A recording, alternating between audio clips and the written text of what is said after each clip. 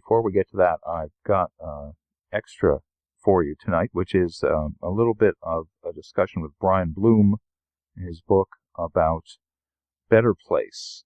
Yeah, this should be very interesting. Okay, this is WPKN Bridgeport 89.5 FM. I'm Jim Motavalli, and I'm here till 11.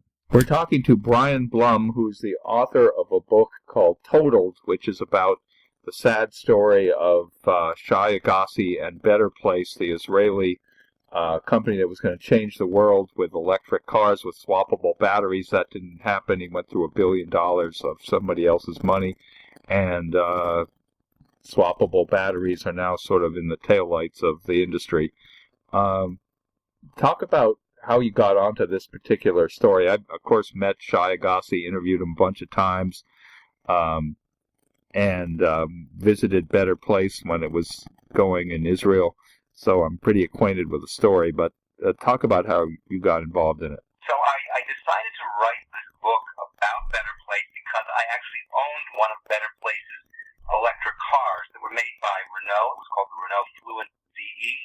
And we actually hadn't planned on buying the car at all. It was a summer afternoon in 2012, and my family and I were looking for something to do. And we had the kids with us, and we had already gone, with them to the zoo, and we'd gone with them to the movies, the beach. And we thought, you know what, there's this cool Better Place visitor center north of Tel Aviv. And they're offering free test drives, and they've got this great movie with a hologram of Shai Agassi. And so we took the kids in our old 1995 Toyota Corolla for a field trip to the Better Place Visitor Center. We did the test drive, and we absolutely fell in love on the spot. We loved the speed and the power and the green message. And within 2 weeks, we had put our deposit down, and we were on our way to buying the car. And that was my introduction to it as a car owner. Then, when the company went out of business 9 months later, unexpectedly, I thought to myself, wait a minute, I'm a journalist. This is what I do. I research. I'm supposed to know what's going on. How did I miss this? How did I not do my due diligence on this company? And I wound up writing a book to find out the answer to my own question. That's funny. Actually, Agassi's money mostly came from Israel's richest man, as I recall. And when he got through something like $1 billion, and he found out that very few cars had been sold. You're one of the few to actually take possession of one. He pulled the plug, and that was basically it for Better Place, as I understand it. It was a little bit more complicated than that. Idan Ofer was one of Israel's richest men. He was valued at something like $6 billion when he invested in Better Place. Now five. Now five. One of the first $130 million of a $200 million Series A round, and then he was joined by Vantage Point Partners and Alan Saltzman and some other smaller VC and investors, angel investors. And then the company raised another $200 million, another $250 million, and eventually raised $850 million, of which about $300 or $400 million of that came from Idan Ofer. Idan Ofer was the chairman of the board, and so it was Idan who, when discovering that the company had sold less than 1,000 cars in Israel, it wasn't he exactly pulled the plug, but there simply wasn't any way to raise more money, the money they needed, on so few sales. Well, I visited that visitor center you mentioned, and it struck me even at the time, when Better Place was still going, that they were concentrating on everything but selling cars. They had this elaborate traffic network thing that I didn't understand at all. Why would they feel the need to monitor traffic? But it was this very expensive, high-tech looking thing with like 20 people staffing it, and it made no sense to me. Well, the visitor center evolved over time. So when you visited, which was relatively early on, I think, it was really more of a demonstration center to show, everything that the Better Place system could do, which was also to know where all the cars were and to provide the most amazing customer service. So, for example, on our very first drive, we were driving back from the center where we bought the car back to Jerusalem, where we live. And Jerusalem is up a pretty big hill. Jerusalem's in the mountains. And we didn't really know much about, how to drive it, how to, accelerate, how to use it with the regenerative braking or anything like that. And by the time we were getting close to home, we were running out of juice on our very first drive. So we were down to about 12%, and our cell phone rang. And it's the Better Place, customer service center. They're monitoring our car. They know where we are. They know that we're going to run out of juice before we get home. And they're giving us tips on how to drive and maximize our life. Well, that's all very nice, but they really should have. I can't believe they had so few customers. I actually urged them to concentrate on selling the cars to taxis or getting taxi fleets on board, because that would have just got the whole company jump-started. Well, it's interesting because Better Place did have two different taxi demonstrations operating. The very first location where Better Place showed off its switch station technology was in Yokohama, Japan. Yeah, I went there and saw it. Yeah, it was great. It was very exciting. There were all these dignitaries from Israel. Big news event. And then about a year later or so, they opened up a demonstration with 4 electric battery powered taxis, switchable powered taxis in Tokyo, which ran for a few months, and it was popular. And then they opened up another taxi service going from Amsterdam Schiphol Airport to the city of Amsterdam.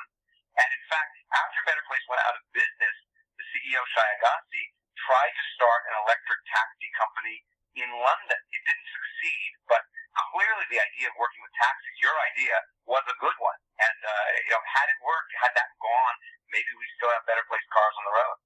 Well, Waymo, which is one of the self-driving car companies, just announced a deal with Jaguar where they're going to take something like 2,000 of the company's electric I-Paces.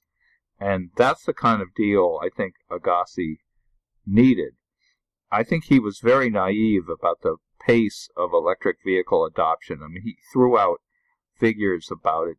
In 4 years, you wouldn't be able to buy a gas car and that kind of thing. It was not very productive, I thought. And he just wasn't really a car guy. Didn't know all that much about cars, I think.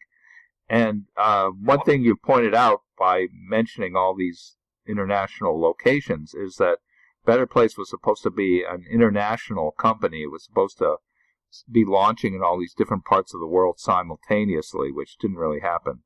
Right. They wound up taking meetings with countries and representatives from all over the world. They were all over Europe. They met with people in South America, Latin America, Asia. One of the funniest stories is that they had representatives coming from Bahrain in the United Arab Emirates to visit. And there was an internal memo which I saw saying, the Bahrainis are very nice. We like them a lot. Now, there's no way at that time in Israel's history that an Israeli company was going to do business in that part of the world, but they were taking all these meetings, and they really wanted to be everywhere. They wound up opening up offices in Israel, in the U.S., in Hawaii, in Canada, in Denmark, in China, Japan, France. So in addition to the fact that the company didn't sell a lot of cars, they were also spending a lot simply on meetings, on offices, on travel. It was a very expensive endeavor. That's where a lot of that nearly $1 billion went. Yeah, I think if they tried to launch it more modestly, just in Israel, forget the whole high-flying type of stuff, and then expand from there, sort of what Tesla did, it might have worked better. But since you had the car for 9 months, did you get to the stage of actually swapping batteries quite a lot? And I've seen the battery stations, and they did work. And they spent $1 million on each one, or maybe more. So were you actually taking part in the whole grand scheme there? Absolutely. The stations, by the way, cost $3 million each, not including the 5 to 10 batteries that were in each station, which cost about $15,000 a piece as well. But yeah, it was an adventure. It worked perfectly. They were unmanned robotic stations. You would drive up, the station would identify you, the gate would open, you would roll up onto what was kind of like a car wash platform. The car would be raised up, the robot would come in underneath the car, open up the bottom of the car, take the battery out, put it into the station, and then put a brand new battery in, put it into the car, seal it up, and off you would go in under 5 minutes. And we would take our friends out to see this, because nobody could believe this was actually happening, like a robotically changing station. out of the car. I didn't have to stay in the car because somebody had to be in the car while it was changing. But everyone else would stand behind this glass partition, and they would watch, and they would ooh and ah. It reminded me, back in the 60s and 70s when we would watch the car wash. We'd say, look at all those suds, and look at all those machinery. Did it tended to work well in your experience? We only got stuck one time. We swapped dozens of times during the 9 months that the switching stations were working. And the only time we got stuck was not a problem where we ran out of juice, but something went wrong. Our car went up and the system stopped working. It was midnight, and we were actually coming home from a wedding out of town. So here's another amazing part of the Better Place customer service. Every station had a spare car sitting outside. So we call up customer service and say, we're stuck. They said, no problem. They unlocked the doors robotically through the system. We walked into the station, picked up a pair of keys that was right there on a hook, got into the spare car, drove home to Jerusalem. The next day they fixed the station. A representative got the car, our car, drove it to our house, picked up the spare car, and took it back. Very, very Tesla-like. We're talking to Brian Blum. He's the author of Totaled, which is the story of Better Place, the Israeli company that tried to do battery swapping. And so what happened to those stations? And I believe that some of the, not the battery swap stations, but the regular charging stations are actually in Iceland now. What happened to those $3 million swapping stations? So on May 26th will be the 5-year anniversary of the bankruptcy of Better Place. And what happened is that actually this switching stations lasted for a few months longer. There was an attempt to buy the company by a couple of different companies. So the switching stations lasted in operation until September of 2013. But after that point, they shut down. And what happened next is the state of Israel appointed a liquidator to find out what happened to Better Place. Was there any malfeasance, any negligence?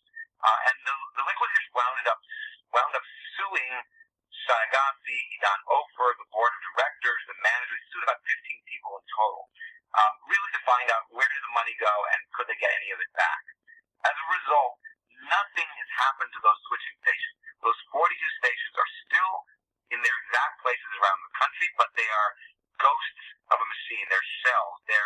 There's no equipment in them. The glass is broken. There's graffiti. There's glitter. It's quite sad. Yeah, well, we might as well stop there. This is Brian Blum. His book is called Totaled, How the World's First Electric Car Network Ran Out of Juice on its way to make the world a better place.